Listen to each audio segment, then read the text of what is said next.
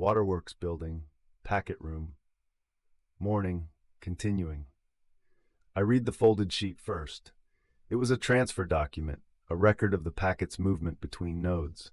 The format was unfamiliar, but the function was legible. A list of dates and locations, each entry describing where the packet had been held and for how long before being moved to the next location. 6 entries spanning from 1962 to 1989, when the Waterworks building received it as its final destination. The locations listed before 1989 are node designations I don't recognize.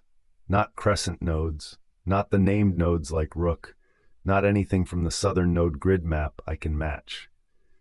Either these are nodes I haven't encountered, or the designation system used here is different from the one I know.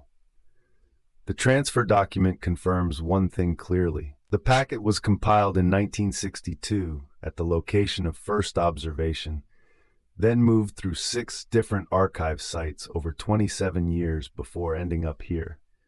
Whatever the archive observed in 1962 at the train station, it took the documentation seriously enough to preserve it across multiple nodes for nearly 3 decades. I set the transfer document down and picked up the photograph again. The photograph examined carefully, in the best light I could find near the boarded windows, enough to work with, not enough to be certain of everything. The figure. I've been over this. Similar height, similar build, face cut by the frame edge. The partial profile that remains is not a confirmation and is not a denial. I cannot look at this photograph and say with certainty that this is me. I cannot look at it and say with certainty that it isn't. What I can document, the location is the train station. The entrance to the platform, the specific door at the end of the platform, the brickwork configuration that I spent weeks learning in Season 1. The proportions are correct. The architectural details visible in the background, the height of the door frame, the angle of the overhead structure, the spacing of the brick courses, match the station as I know it. This is not a similar location. This is that location. The door the figure is standing near, the platform door that key 47 does not fit. I confirmed that in Season 1. The door was open when I arrived, and I never found a key for it. The figure in the photograph is standing at that door, not facing it, standing near it, turned partially toward the camera, as though they arrived through it or are preparing to go through it. The clothes.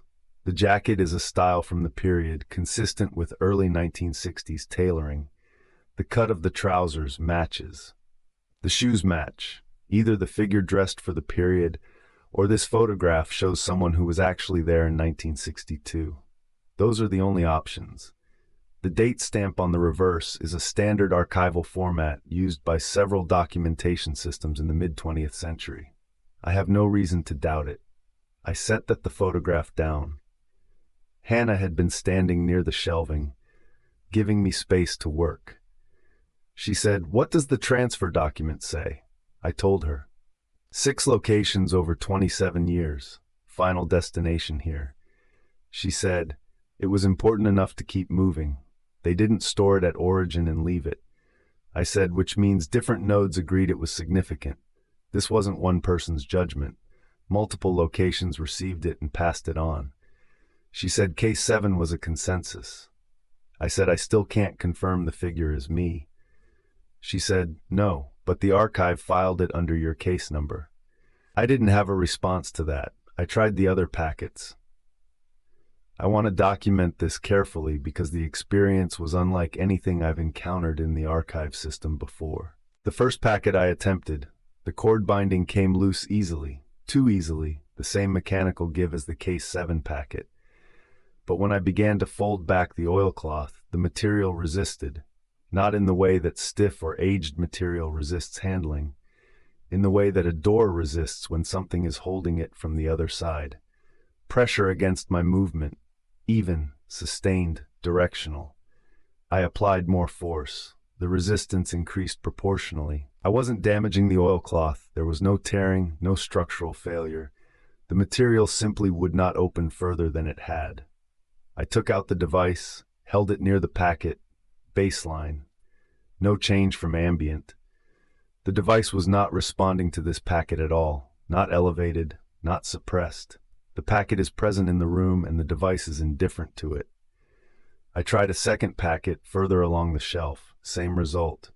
The cord loose, the oilcloth folding back a short distance and then stopping, the device unchanged. A third, same. I stepped back and looked at the shelving. The Case 7 packet had opened. The device had responded to it, had responded to the photograph, to the contact signature of whoever handled the stone in the pre-registry chamber, to the entire chain of evidence that led here. The Case 7 packet was meant to be opened, by me, now. The other packets are not, or not by me, or not now. The archive is specific about sequencing. I know this from the node protocol, from the step markers, from the instruction not to arrive out of order. Whatever is in these other packets, the system has decided I haven't reached the point where I'm meant to have it. I said this to Hannah. She was quiet for a moment. Then she moved to the shelving and reached for one of the packets I'd failed to open. Not the ones I'd tried, a different section of the shelf, further along. Her hand went to the cord. It came loose. She folded back the oilcloth. It opened. She looked at me. I looked at her. She said, "It let me." She reached into the packet, removed the contents, a single sheet of paper, folded, the same format as the transfer document from Case 7. She unfolded it. I watched her face change. It wasn't alarm.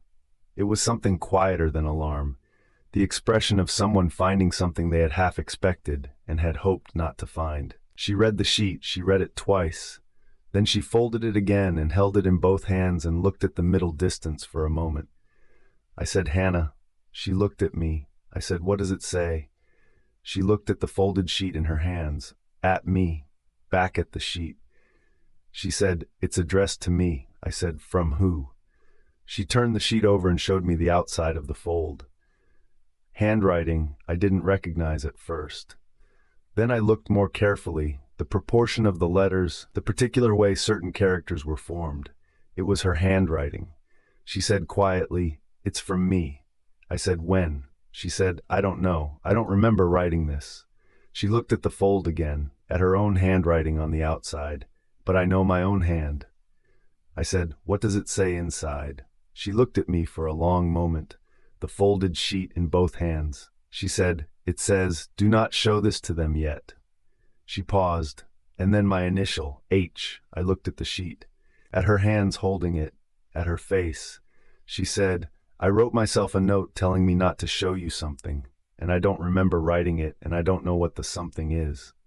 The room was very quiet, the dry cold of it, the rows of packets on the shelving, most of them closed, most of them waiting. I said, "But you can read what's inside." She said, "Yes." I said, "So you know what you're not supposed to show me yet." She looked at me, something careful in her expression, the same carefulness I've seen when she knows more than she's telling me and is deciding how much of the distance to close. She said, "Yes, I do."